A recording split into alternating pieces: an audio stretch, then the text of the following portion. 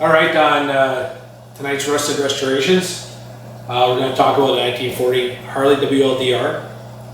This isn't a restoration, it's just a explanation of this specific bike. This bike was built and bought by Bill Sawtus, Joe Sawtus' brother, back in the early 40s, and it was modified over time as new parts came available and continuously raced right into the 60s by both Bill and Joe Sawtus. 1940 was a unique year where this would have been a complete bike with full fenders, headlight, taillight, etc. because of the AMA racing. You had to have those components on to race. And what would you do is you just ride this bike to the event, take all that stuff off, and then race it. The WLDR is a 45 cubic inch, 750cc, 3-speed transmission motorcycle, but it's a high compression and modified at the factory with different barrels, cams, cam cover, transmission gears, etc., etc. Some of these WLDRs had ball bearing bottom ends to go faster. Everything was a little bit looser and it rolled through quicker. This one, I believe, is a bushing bottom end. 1940, they only made 87 of these bikes, so it's a pretty rare machine. Some of the unique features that's happened over time. So from 40 to 46, this bike was raced, and it had the original Harley Springer front end, Harley wheels, Harley seat.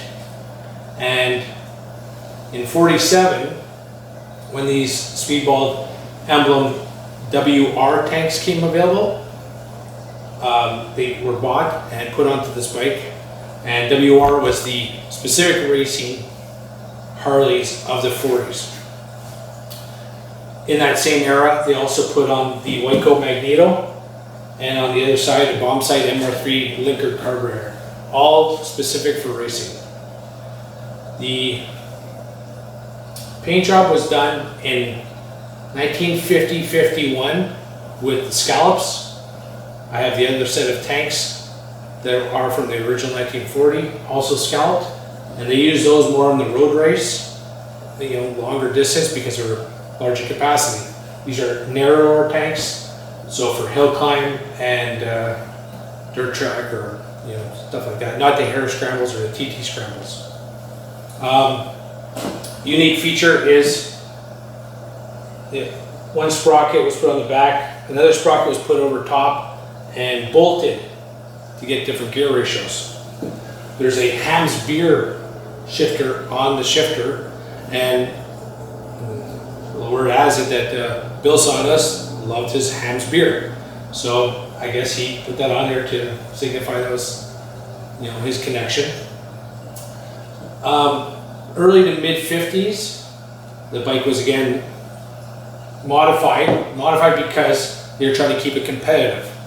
So that's when they put the Royal Enfield forks on, a British seat, and possibly Royal Enfield wheels, which is a telescopic front end, which would just make it better in the hare scrambles, TT scrambles, as opposed to an old Springer. One of the features on these bikes is the right side tank is oil, the left side tank is gasoline. 3-speed only, kickstart. This one has no brakes. If you look in the front and back, there is no brakes because the whole point is to go faster. So you eliminate your brakes. So there is no brakes on this one.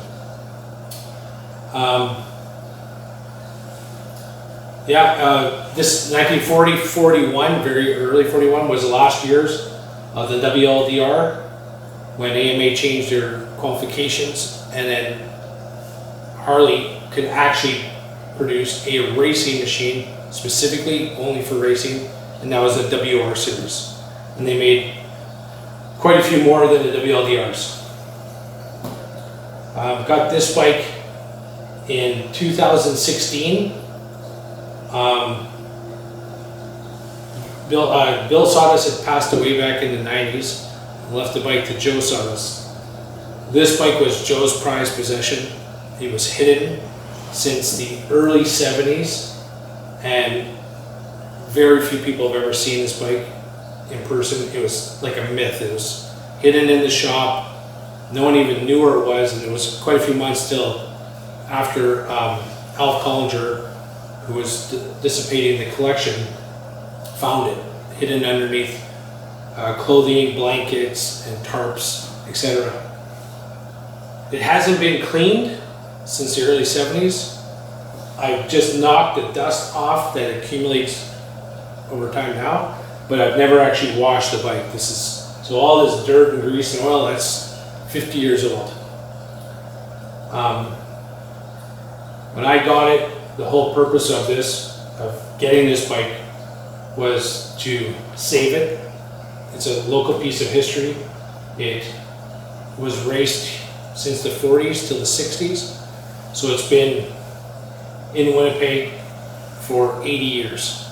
It's an 80-year-old bike this year. And the whole point of keeping this bike is in this condition is to show what a unique bike it is, to show that it was Joe and Bill's, lifelong passion for racing, etc.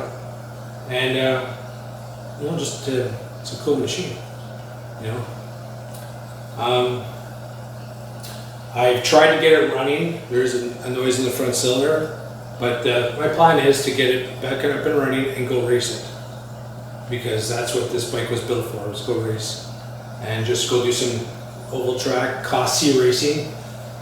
Class C racing is tank shift foot clutch, so it's a very specific, and 45 cubic kit, 750 cc. So that's what I want to do with this bike.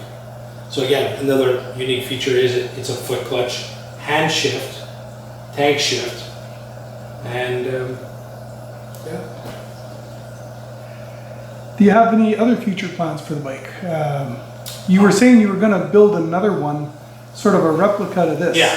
So right now, because I have the original 1940 set of tanks that are also painted with the scallops, I cannot remove the paint, I can't modify it. It's such cool history.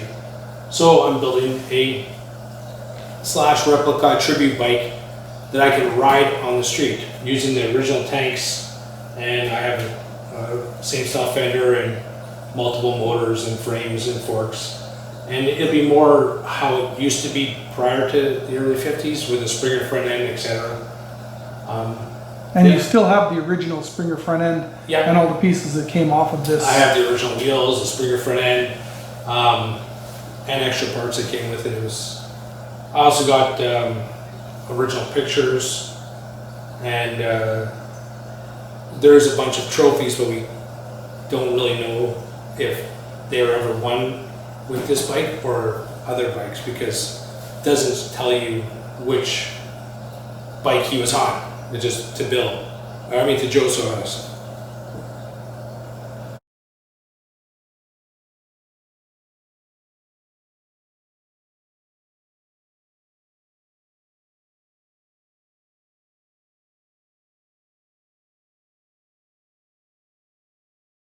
Just the carburetor you were saying? Yeah, the carburetor is a bomb sight MR3. So literally, if you look inside the carburetor, it's like a bomb sight. It has that cross hatch almost, where you can, like a World War II airplane would have when you're dropping bombs. That's why they're called bomb sight MR3s. The shifter, like I said, it has this Hams beer tap, I guess, for dispensing beer. That's about it for unique pieces. It's been modified with a just a straight clutch. So when you push this down, this is a suicide clutch. So when you let up, it's go. It doesn't have a rocker clutch like a normal Harley 45 would have. And the floorboards have been removed, and just straight pegs have been put off to the side. Pretty cool. Is there anybody you'd like to thank? Alf Collinger, first and foremost, for just helping me acquire the bike. He became a pretty good friend when this was all going down, and can't thank him enough. He worked really hard cleaning up the estate. Yeah. I bought a lot of stuff off him. And Joe's niece for also letting me buy the bike. It's speaking as a Manitoba motorcyclist, it is very nice to see that it's remained in the province. There's a lot of nice bikes over the years that we've watched disappear, and there's this one, and there's Tiny's old AJS that's at John Thompson's house, and it makes me happy to see them still around. Yeah, absolutely. Yeah, this will go nowhere.